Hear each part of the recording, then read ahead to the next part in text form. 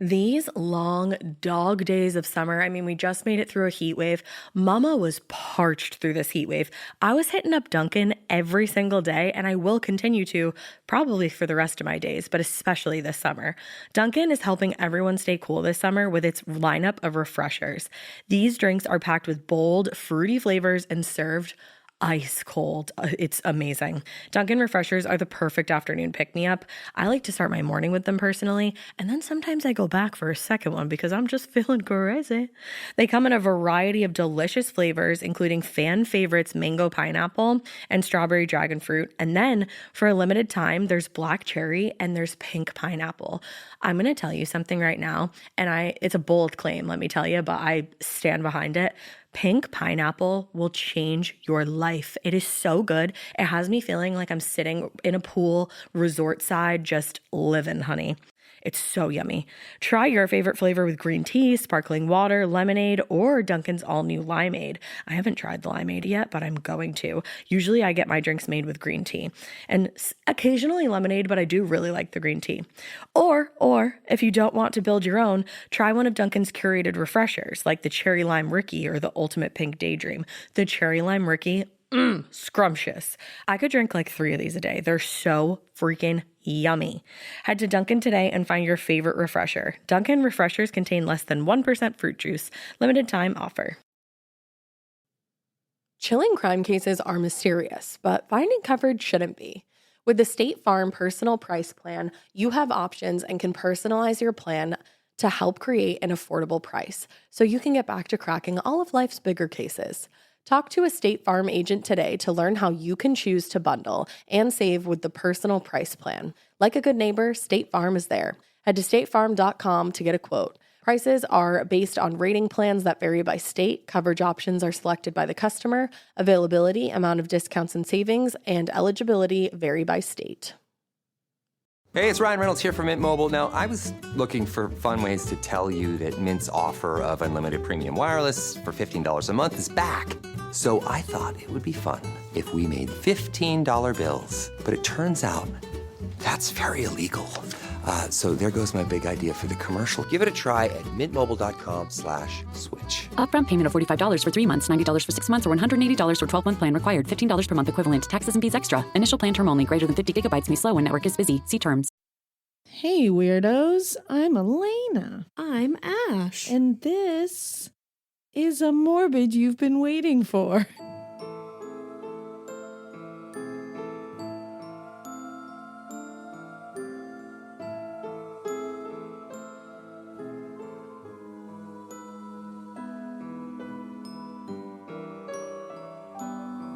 A lot of y'all have been asking for this morbid. And you know what? It's time.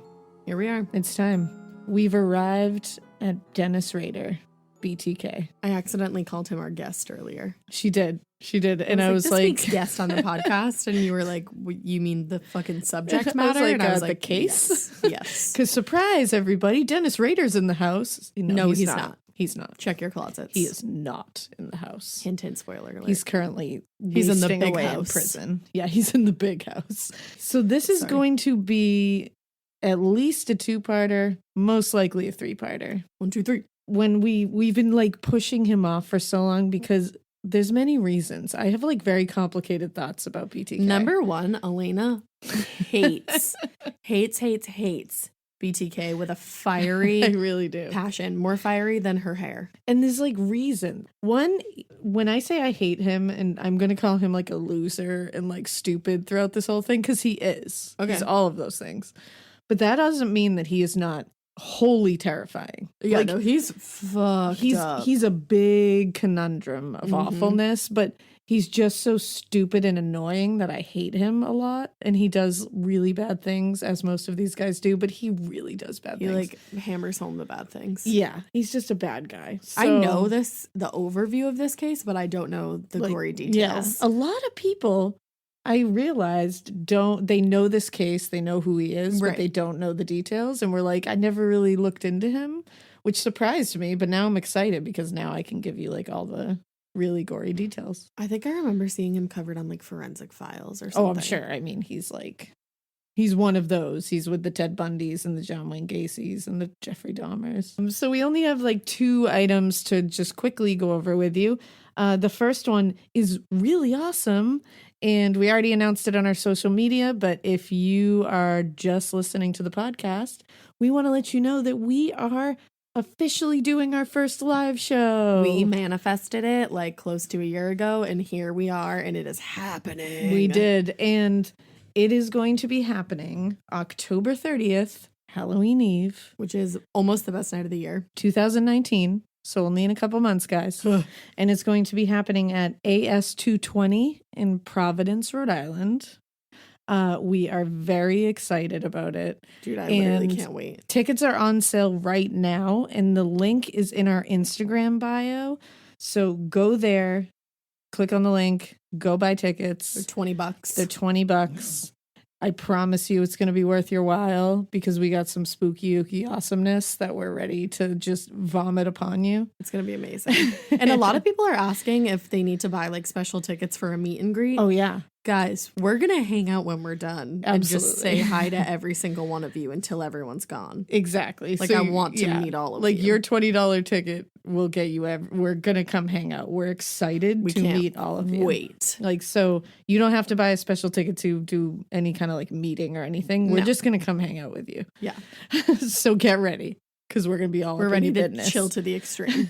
And we want to say a big thank you to Liz Moniz. The biggest thank you, Liz Moniz. Because Liz is the one who reached out, set this whole thing up for us. She's been a huge help. She's a comedian herself. So go check her out, Liz Moniz, because she's hilarious. I've already looked at some of her stuff. And we just love her because she's been a huge help with this whole thing. She really has. The tickets are on sale on Eventbrite, and you can find the event that way, or you can click the link in our bio. But we'll be repeating this, like, you know, in the next couple of weeks, just so everybody knows where to go. But go check those out. Yay. Woo. On a like less happy note, guys, I wanted to thank you so much for all your messages. Hi, this is Ash, because some people can't tell who's talking. I posted on the Morbid Instagram that I decided to make my own Instagram account, my personal one, private. Unfortunately, I had a negative experience. Like a guy just kind of crossed the line, made me feel really uncomfortable, and just it was like not cool. It was like a breach of privacy. Yeah, So I sure. just feel like it's better that I keep my personal account. As much as I love you guys so much, I just want to interact with you on the Morbid page instead. So Yeah. I love you guys. So, and thank you to everybody, because literally 99.99999% of you are so respectful, so Yes. amazing, so awesome, never cross any kind of line of anything. No, I So- like literally 9 out of 10 people have never made me feel uncomfortable. It was No. this one jerkhead that kind of ruined it for Yeah, everybody. he like really crossed the line, so it just kind of took it into like, all right, well, that was that. So, So don't need to deal with that anymore. But I don't want you guys to think that I'm like, well, now I don't want to talk to any of them. Oh, no. Because I love you all with my whole black soul. oh yeah, and we're gonna interact as much as we did before. Ash just wanted to make her personal page personal, which is Yes. smart. Yeah. So, yeah. So thanks to everybody who reached out and was like, "I hope you're okay." I 'cause know. You guys Thank you so much. Are beautiful, and we I love love you. our little morbid weirdo You family. guys are the best. You made us feel all snuggly and warm after that like creepy experience, so we really appreciate it. Yeah, I really, really did. So I think we can just jump into the case this week because it's a long one. BTK. BTK. I want to shout out my main source for this because it's a great source and it's been blowing my brain apart. So it is the book Confessions of a Serial Killer, and it's by Catherine Ramsland. And Catherine Ramsland, you would probably know who she is if you saw her and heard her. If you've watched any kind of crime, true crime, anything. Is she in like the commentary? She's always one of those people. She's a professor of forensic psychology at DeSales University. She's also teaches criminal justice. She is on like, again, ton of those true crime TV shows. And she also assisted former FBI profiler John Douglas on his book, The Cases That Haunt Us. So she's a badass. And she's done about a zillion more things. So I'm actually thinking I'm going to just give you guys her background on our Instagram because she's just awesome. And this book is really Sweet. crazy. This book in particular has a lot of BTK's actual, like, him talking, because they exchanged a lot of letters, and she wrote this book based on their letters and included tons of his actual firsthand accounts. So a lot of this stuff is going to be directly from Dennis Rader's mouth. Which is fucking wild. So Dennis Lynn Rader. Lynn. Yeah, Lynn, murdered 10 people in Wichita, Kansas between January 15th, 1974 and January 19th, 1991. Okay. So he's terrible.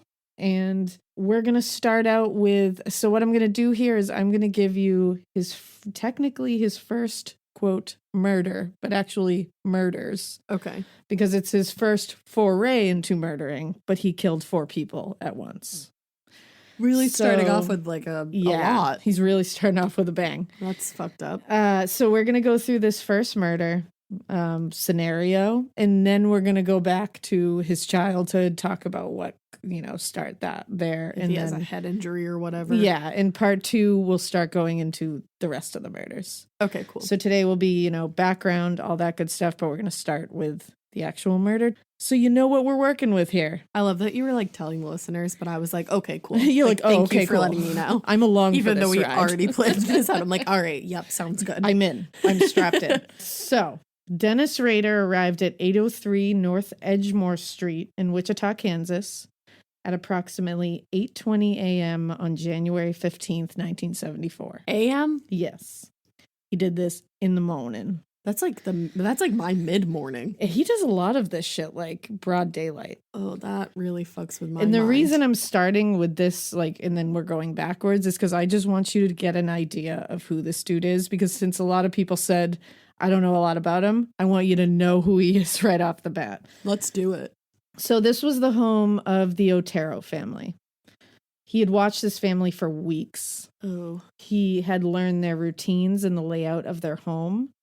And what had initially drawn him to this family was he saw Mrs. Otero, the mother. And he thought she was cute. He became infatuated with her. Oh. And he So that's a good immediately, reason to kill someone. because BTK has this whole thing where he's like, first I troll, then I prowl, or I prowl, then I troll, then I stalk, then I plan. Like he's a turd. Like, you're And really so important. Go away. He was trolling. And that's when he saw her, and then he decided to stalk her, and then he decided to plan. That's his whole thing. Okay. Now back to the case. Yay. So this was meant to be his first murder, and it would end up being 4 murders from one family Okay. at one time. At 8:00 a.m. Yes. essentially. Yeah. So the father is Joseph Otero. He was 38 years old. The mother is Julie Otero. She was 33. They were both home this day. Joseph would normally be working, which threw Dennis off. He thought Right. Joseph was going to be out of the house. Right. He broke Normally routine. he would go to work, but he was home because he had hurt his ribs in a car accident like recently, and so he was Jesus. home like mending his ribs. Their two of their children, Joseph Otero Jr., who was 9 years old, Uh-huh. and Josephine Otero, who was 11 years old, was home at this time as well. Okay. They have a couple of older kids, but they had already gone to school. These 2 kids were not off at school yet. Oh, God. So when Dennis arrived, he jumped the fence. I'm calling him Dennis because he loves being called BTK so much that Oh, I'm let's going to call call him him Dennis. fucking Dennis. Yeah. I'm not calling him BTK Yeah, you're stupid. because he's such a turd. So Dennis jumped the fence in their backyard. He immediately cut the phone wires with a knife, and he was wearing his Air Force parka because he was in the military previously, Uh-huh. and he thought it would give them a false sense of security seeing an Air Force parka. Right. And he was planning to go in there, tell the family that he was an escaped criminal and just needed money. And he figured that that's when he could get them all to chill, calm, just be like, take money, take whatever you need, and then he would do his thing. Wow, that's even more fucked up. It really is. To like just make them be like, oh, okay, we're gonna be fine. Oh, and cool. then We're just going to be ruin their robbed. lives. Like, and then kill them. So he said when he got in the backyard, he all of a sudden saw dog prints in the snow. And he said he hesitated because he had not planned for a dog. Right. So he said he actually almost backed out of the entire thing, which gives my heart I want to throw up Yeah, for that's this family. awful. Because for a moment he was thinking of backing out, and it's like, I wish he had just done it. Yeah, exactly. But he went ahead anyways. In his words, quote, I had my cords with me, and some were already pre-knotted. I had a gun, a .22 LR Woodsman auto target pistol. That means nothing to me. Me either. But he had even gone to the library before this, and he had got their telephone number, and he had called the house several times before this because he wanted to hear the female pick up. Why? And then he would just tell them it was the wrong number because one, he was making sure that that female was in the house and that he had the right thing. And then two, what we're going to learn about Dennis is that he gets off on so many things. Like he just it's really easy to So him hearing the female voice pick up and knowing what he wanted to do to her, like got him all excited. Gross. Like everything gets this dude all like jiggly wiggly. Like Ew. He's real gross. Jiggly wiggly. He's real gross. He's jello. He's flan. He is flan. Mm-hmm. He is I flan. fucking hate flan. So in his words again, quote, gun in hand, I went in. All except Mr. Otero were present. He came from the bedroom at the sound of his wife's voice. Mr. Otero thought it was a joke put up by his brother-in-law. He also noticed my Air Force parka. I quickly grabbed him by the back collar. I showed him the gun and told him it was a .22 LR with hollow points and a hair trigger. He knew it was no joke. To ease the tension, there was some friendly talk about the Air Force years, tech school, etc. What? Yeah. So he just like talks to this dude like, oh, let's talk about the Air Force for a second. Like, gross. I'd be like, I don't really want to. I told them I needed money and food and was wanted by police. I was AWOL from the Air Force. I located the car keys, the purse, and his wallet. They told me the car was empty on gas. I guess they didn't have very much money. Mr. Otero said I could take the typewriter from the southwest bedroom and hawk it for gas money and just to leave them alone. Oh. Which it's like, can you even fathom this scenario right now? No. Like 8:30 in the morning and this dude just like barges in your house. There was no panic yet. After I got in the house, I lost control of it. I basically panicked. The dog was a real problem, so I asked Mr. Otero to get the dog out. It was a short-haired dog that didn't like the cold, so they first put him in a bedroom or basement, but it carried on, so it finally had to go outside. Which, first of all, it's like, you shitbag. There's a short-haired dog in here. It's in the middle of the winter. You know it's cold, and you're like, get it outside. Well, he didn't like dogs. Like, though, you're a dick. right? No, he did Wasn't- like dogs. Oh, he did like dogs? He doesn't like cats, as we will find out later. Oh, okay. I held on to Mr. Otero's collar and watched Mrs. Otero closely, threatening them all if they didn't cooperate. Mr. Otero told the family to be calm and do as I said. So poor Mr. Otero's just being like, guys, like, calm down. Just do what he says. Everything's going to be fine. Oh, this poor guy. Yeah.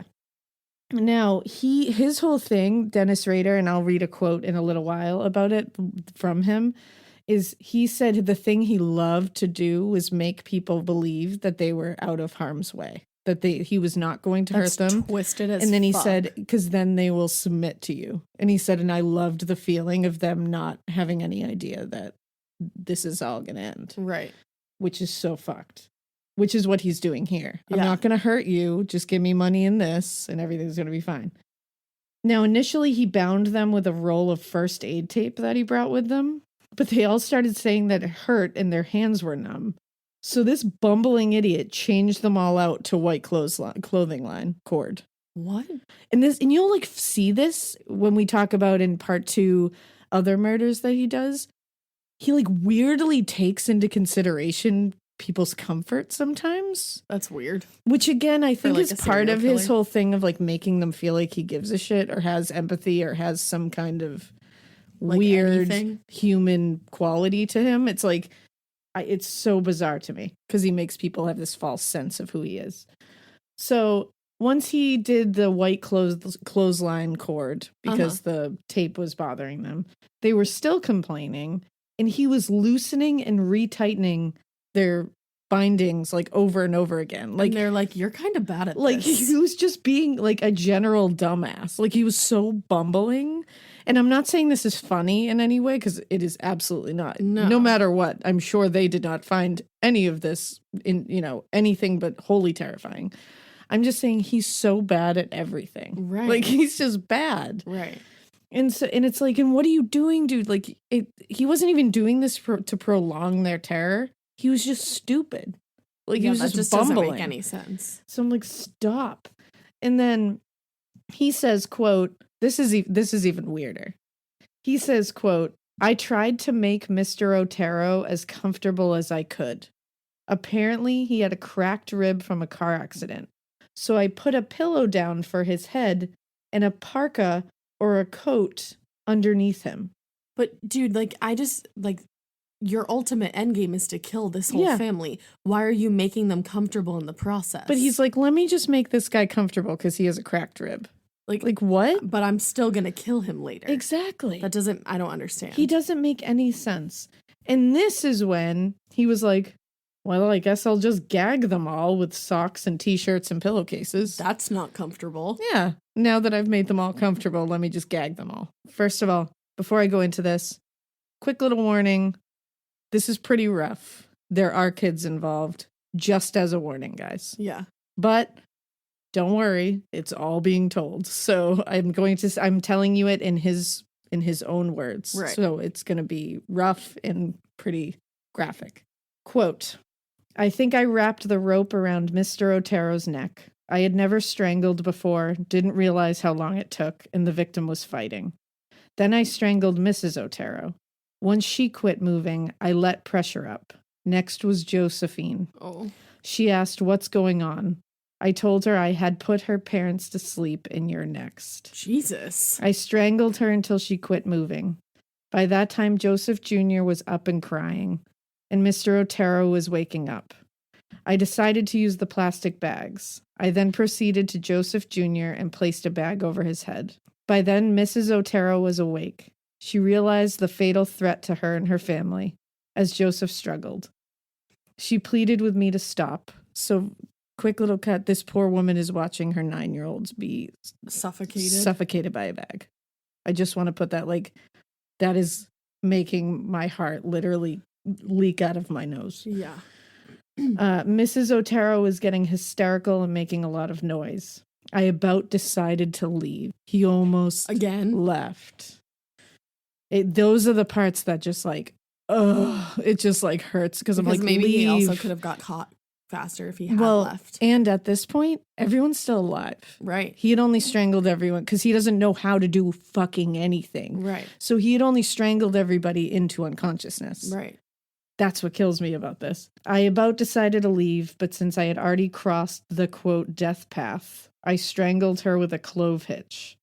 Before I applied pressure, she said, may God have mercy on your soul. Wow. I covered her face with a flower print pillowcase. I found a belt and applied to Mr. Otero's neck over the bag. He quit moving. Ooh. Mr. Otero, once he put the bag on his head, while he was off trying to strangle everybody else, Mr. Otero was starting to bite through the bag when he woke up to try to get air out of there. So now he said he realized that biting holes in the bags was going to be an issue. He had not accounted for this before. So he took a t-shirt and another bag. He picked up little Joseph Jr. He brought him to a bed and covered his head with the shirt and then the bag, and then he tied it. He said he struggled, fell off the bed, and then stopped moving. Now, he did say that in many reports, and I have read this and heard this as well, so hearing him dispute this is interesting. When they went to this crime scene, they found a chair sitting in the room where Joseph Jr. was strangled to death in. Yeah. And what they surmised from this was that he had sat in the chair and watched this kid strangled to death. Dennis claims that was not the case. He said, I would admit it if it was. He said what had happened was, he said, I think I used that chair to like subdue him for a second while I was doing something else. He said, I didn't sit in a chair and watch him do that. Mm-hmm. So what do you think? So good on you, Dennis. Yeah, like you still killed an entire family. Exactly. But you're not bad enough to like watch it happen. Honestly, I don't think he did sit and watch it happen because I think he was so fucking bumbling and crazy. Like he was crazy. He wasn't able to like sit down and chill I don't out. think this was like he was taking moments to like savor things. I think he didn't know what the fuck he was doing and was just like winging it. Right.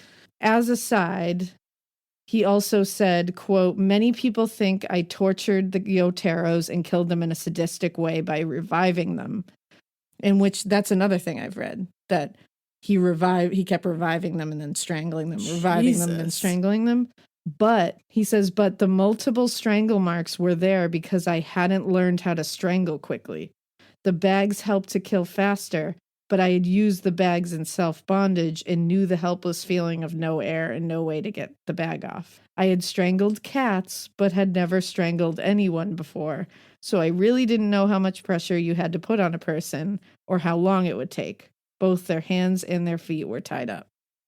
So what he's saying is they saw these multiple marks. Mm-hmm. They saw that they had been revived and re-strangled, and they were like, holy shit, he was literally like torturing them for hours. Yeah. But what was happening again, the media made him out to be way more scary than what he actually is. Like, Yeah. as a killer, I mean. But in reality, he just didn't know what the fuck he was doing. So Right. he was strangling them. They were going out, but then they were coming back Like, right. multiple times. So On he their wasn't own. doing this for some like master plan that he's this like, mastermind of I'm going to make this big Yeah, he torturous did thing. it, Like, without intent. that's giving him way too much credit as a serial killer. It's like, he's just a fucking idiot and he Right. doesn't know what he's doing. That's all that. And he admits it. He's like, that I'm an idiot and I don't know what I'm doing. Me he used to put bags over his own head? Oh yeah, we'll get into that. I don't. Don't you worry. I'm just like, This is Dennis. wow. Dennis So- the Menace. This is really rough, this next part. Awesome. I want everyone to be aware of this. We are going to talk about another death of another child, Josephine, who is 11. It's really awful, and it involves him masturbating during Ew. it. So I just want everyone to be aware of what's coming next. So was he like a child person too? Kind of. I don't. He He's doesn't like a make sense. conundrum. He doesn't make sense. Basically, like I was saying before, he strangled all of them, and then they kept waking up, and he just kept having to do it again because he sucks at everything. So now everyone was gone except Josephine. He had killed everyone else. So Josephine is the only one that's alive, but she's out cold. He had strangled her into unconsciousness. He said this is where his, quote, dark sadistic self, quote, came out to play. Like you weren't already there? And I'm like, yo, You you killed- literally just suffocated a 9-year-old. Right. You came to play already. Yeah, like you've been you're there. playing. Yeah, you arrived. He's there. So I'm going to do this one in his words because I don't even know how to put this in other words. So, quote, I wanted to hang her, talking about Josephine. I had made a rope noose prior, a rough hemp rope, and by chance had put 4 loops in the noose, which is really fucked. That is really fucked. With hanging in mind, I searched the house, found the basement sewer pipe, and attached the hangman's rope to it. I then returned to her. She was awake, but lethargic. I picked her up and carried her to the basement rec room. She was not crying or protesting or fighting me. I removed her pants, pulled her panties down, either cut or tore her bra open, exposing her breasts, then pulled her knit shirt back down, retied her ankles and knees, and attached the rope to her wrist. I asked her if her parents had a camera, as I wanted a picture of her bound. Ew, oh my god, gross. She said no, so I moved her onto the floor below the hangman's noose. I told her she would go to sleep and be in heaven with her folks and brother. What the fuck? Her eyes showed shock. I applied the noose and lifted her up and tightened the rope or tied it off. I was overwhelmed with excitement.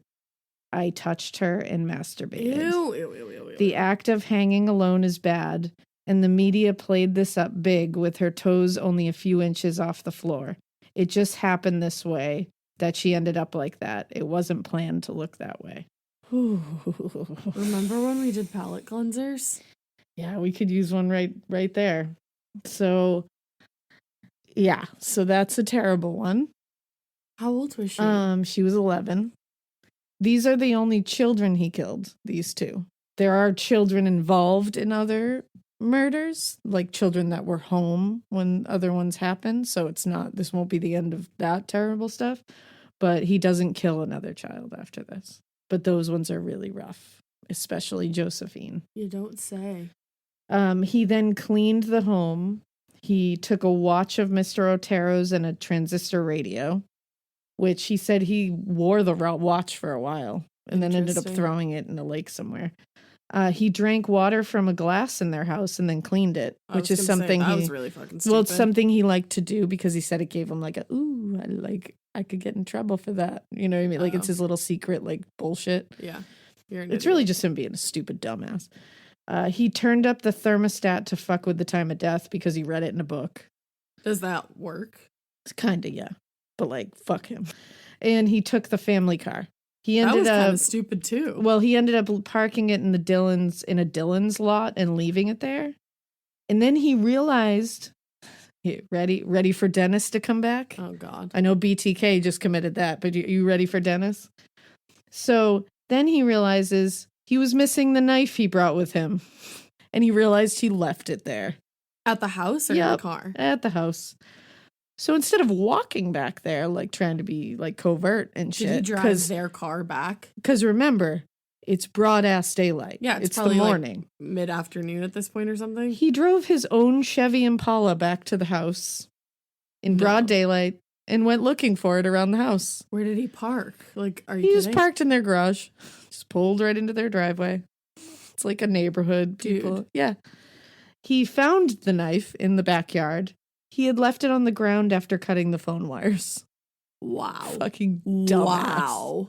Dumb. Like you don't even have a reason to be distracted yet. No.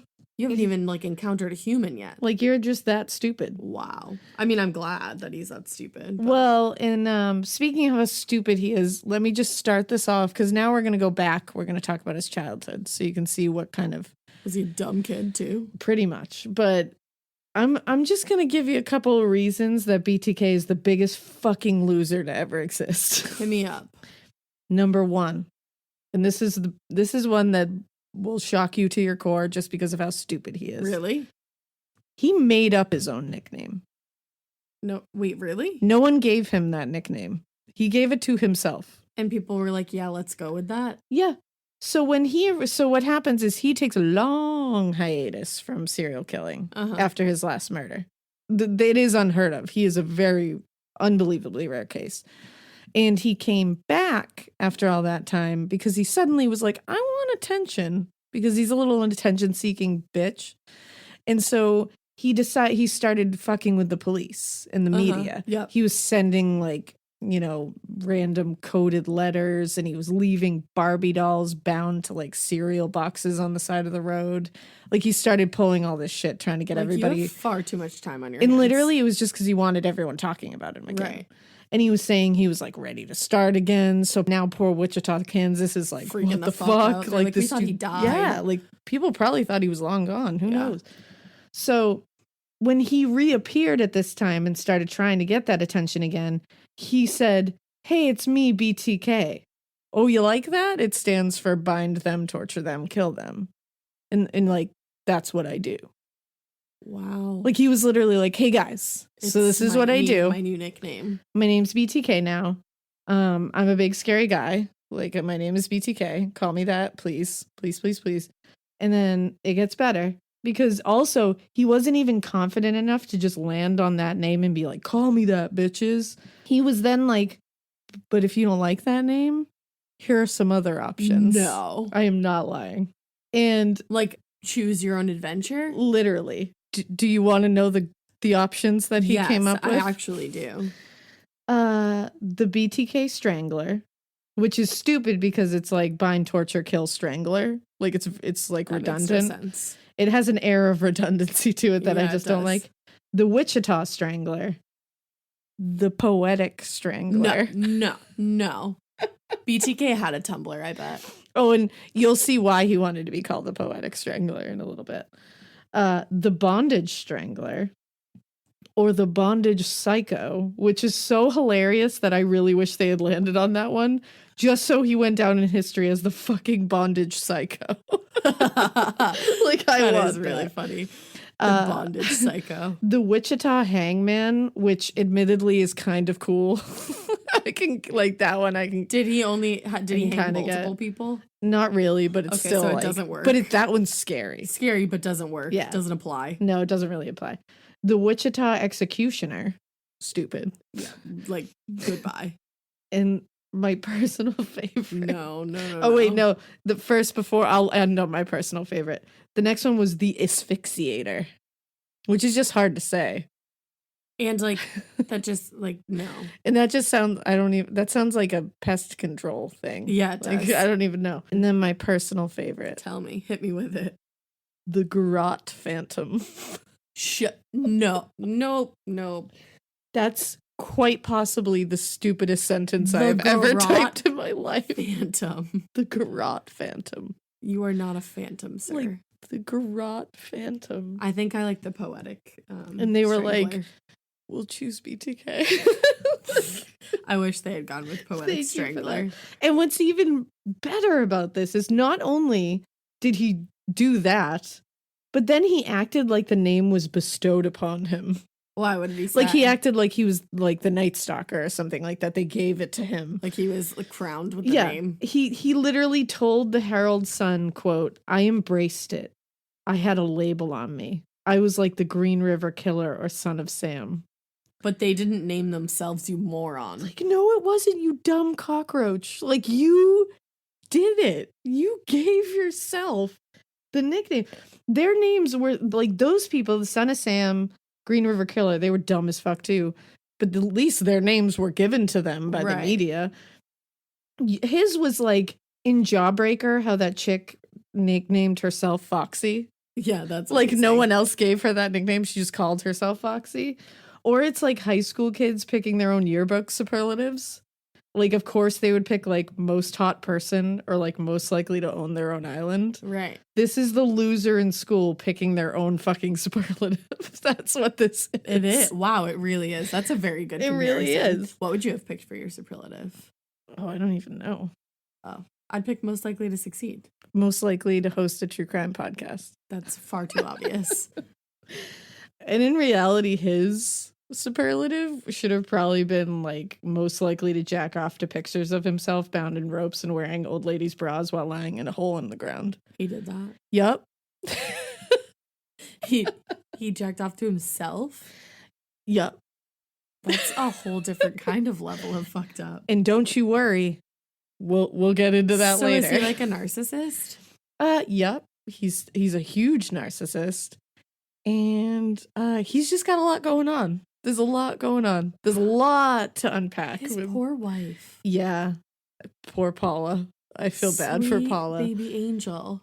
And his daughter. And his daughter, Carrie, who just wrote a book. Angel.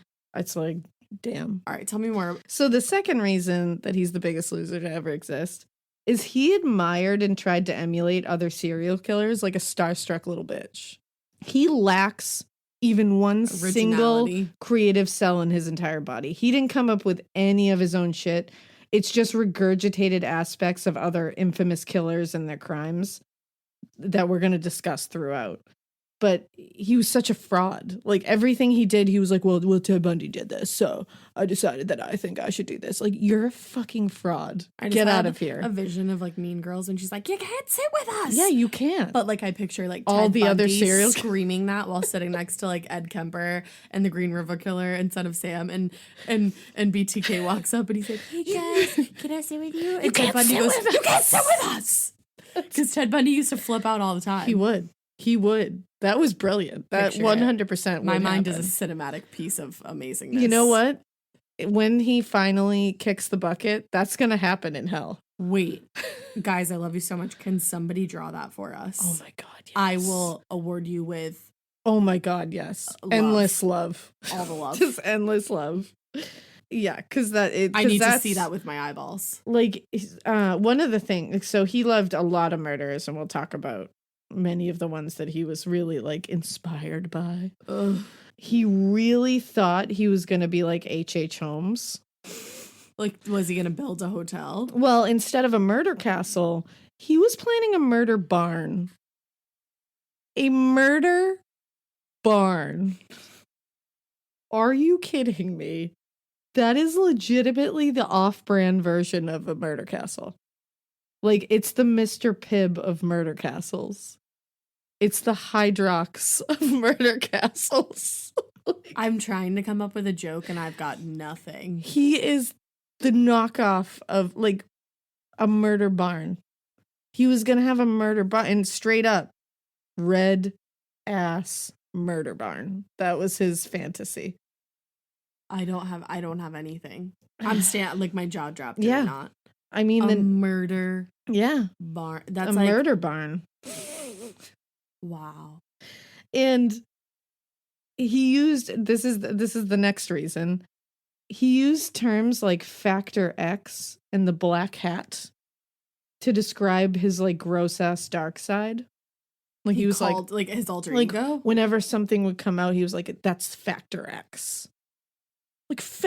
Like that's Factor X. Like fuck off, dude. What? Like what?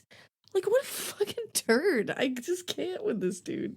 I feel like he has like a really nerdy voice. Like he's such a loser. I just can't. Factor X. I can't. He also calls the orgasms that he would have when killing people. No. Ready? No. Ready? No. Are you ready? Sparky big time. Shut the fuck up. Shut the fuck up. Not kidding. Sparky big time.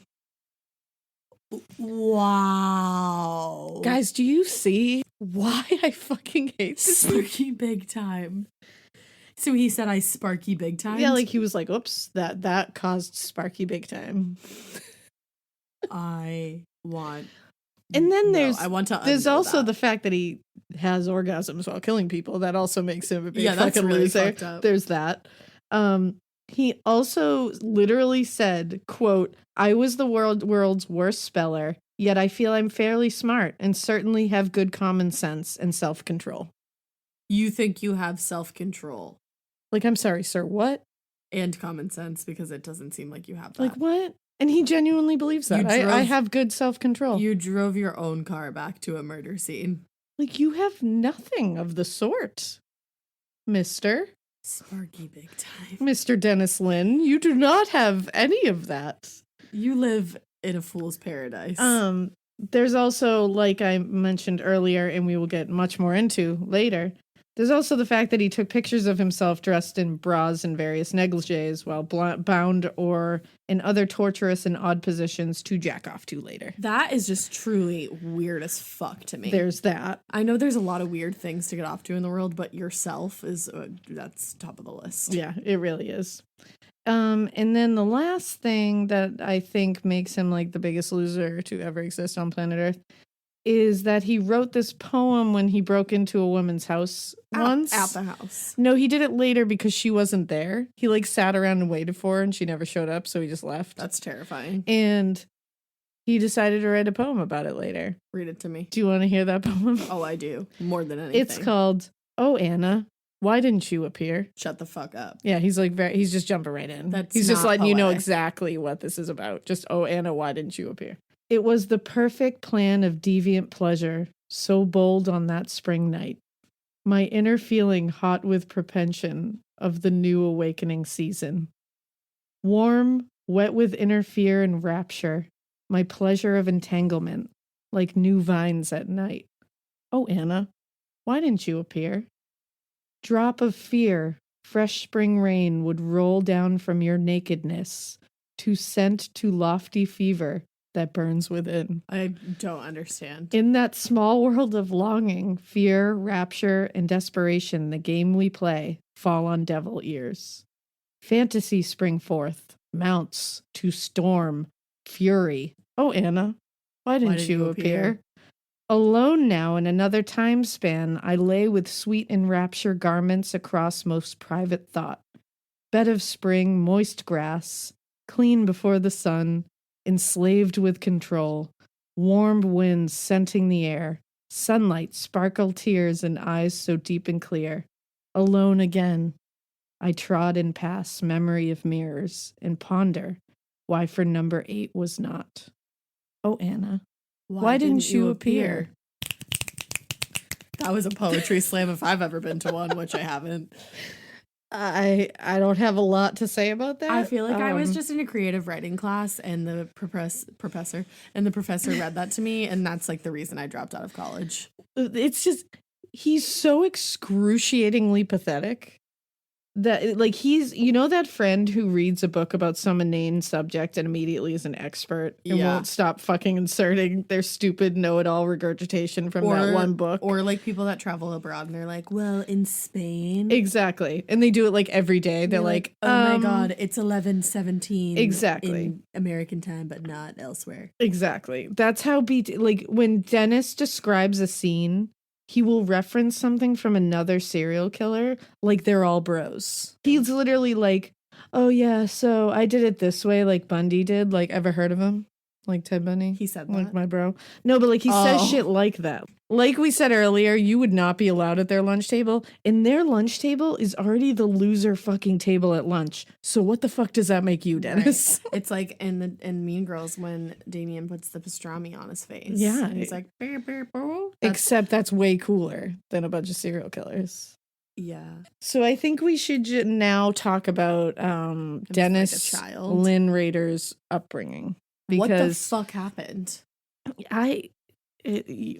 Nothing? It's odd, man. It's all odd. Did he have a mom and a dad? He did. So Dennis Lynn Rader was born on March 9th, 1945 in the small southeast Kansas town of Columbus. Okay. He was a shy kid for most of his life, and he said he really didn't come out of his shell until he was like 20 years old. Okay. His mom, Dorothea May Cook Rader, was 20 years old when she had him. What's that called? Yeah, when she got pregnant with Dennis. By his own words, she was attractive. She was a high school cheerleader and majorette, but she was also very skilled in math and bookkeeping, something Dennis says he thinks he got from her later in life because he liked to fuck with numbers himself and was really good at math. He claims he loved his mother, but was like kind of whatever about like weird about their relationship. He goes like back and forth. He'll be like, yeah, like I loved my mom, but like she could be a shithead sometimes. Like it's very weird. Yeah, but like everybody's mom could be a shit sometimes. And he said she liked the same things that he did, like scary books and movies, and they would like share these things together. And she was very shy like him, but he also said that their relationship was kind of strained, which we'll get into. He also kind of attributes his bondage fantasy to her in a way that we will cover in a bit too. I don't want to cover that. Yeah. His dad, William Elvin Rader, was 23 years old. He was a Marine, and Dennis thinks he got a lot of his organizational, preparatory, and like mechanical skills from him. Okay. His dad was outgoing and social. His dad and his mom met as high school sweethearts. They married in 1943 when Dorothea was still a senior in high